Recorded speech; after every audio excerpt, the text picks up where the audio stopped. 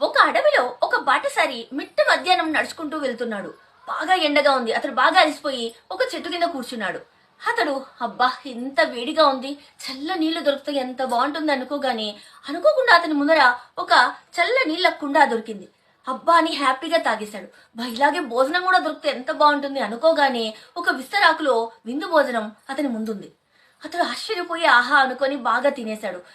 బాగా నిద్ర వస్తుంది, ఇక ఏదైనా మెత్తగా పరుపు ఉంటే ఎంత హాయిగా నిద్రపోవచ్చు అనుకుండగానే అక్కడ మెత్తటి పరుపు ప్రత్యక్షమవుతుంది.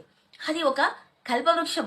ఆ చెట్టు అతనికి అది తెలీదు. అలా కోరుకుంటున్నాడు, ఇలా అవుతే బాగుండు అనుకుంటున్నాడు. అన్ని అలా జరిగిపోతున్నాయి. అతడు హ్యాపీగా దాని మీద పడుకొని నిద్రపోయాడు. లేచి చూసేసరికి రాత్రి అయిపోయింది.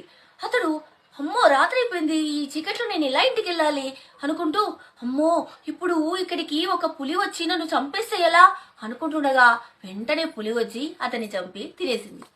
చూసారా, మనం పాజిటివ్ గా ఆలోచిస్తే అన్ని పాజిటివ్ గానే మనకు జరుగుతాయి.